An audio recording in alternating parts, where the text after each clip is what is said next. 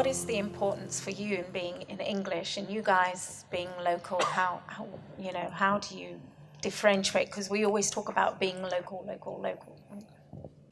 Aaron. Sure. So it's something that we've wrestled with a lot over our lifetime of Coconuts, and I think any company, but especially a media company or a content company, will wrestle with the contrast between trying to localize versus basically not trying to localize and having one piece of content or one message that transcends boundaries. We used to have local language subsites of Coconuts in Thailand and in Indonesia, but they never really took off, and I think that was mainly because I had no clue what I was doing in local language. I thought I hired good people, but they never really took off. So we spun those off into their own brands. Also, I thought maybe we shouldn't be trying to force the Coconuts brand down the local market's throat, invent a new brand that's based upon what people in that market want. But yeah, in terms of with Coconuts, we're defining ourselves more as English language only now. I do think there is a group of people that want to consume content in English and that are interested in international content across the region and the world. And so that's a niche that we're very willing to define ourselves as, and we don't want to try and localize to every single market that we're in. Targeting that niche, English language market.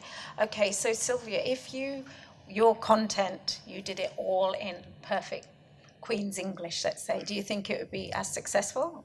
So the only reason why we chose to speak whatever language that we're speaking in our videos is simply because we feel more familiar speaking it. And our objective for starting the channel is actually to create videos that are relatable to our fellow Singaporeans and to make our fellow Singaporeans laugh. So sometimes people ask me, how come NOC is not expanding overseas? And then we have investors saying, can you come to my country? We can do something together. But I always say, no, I'm already very busy. I'm like dying in this country. I have too much work to do in this country. And I guess we just really love Singapore and we want to embrace whatever culture that we have. And one thing is we find, I'm not sure if it's just me, but we find that Singaporeans are not exactly very supportive of their own language, which is Singlish. Oh. I mean, come on.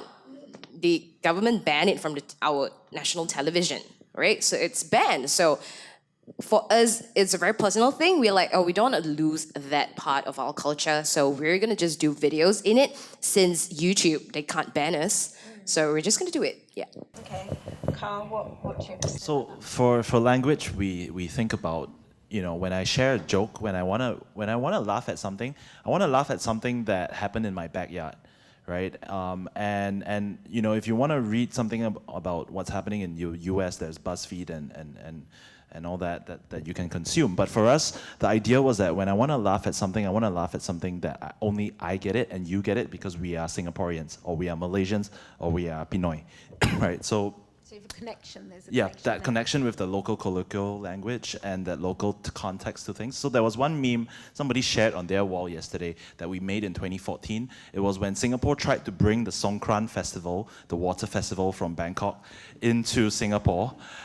But then they banned water from the festival, which is like, what? And so the meme was, you think bak mi dry one right? So if you understand that, you know you're Singaporean, and that's exactly meant for Singaporeans to enjoy. And so we love that because we always cracked, like Singaporean local jokes. And so we wanted to find locals in each country that shared the same vision of wanting to crack jokes that only Malaysians or Filipinos will understand on their own platforms. And I don't understand half the content that they put up, but that's fine because I'm not from there, right? So that's how we see it and that's how we position ourselves.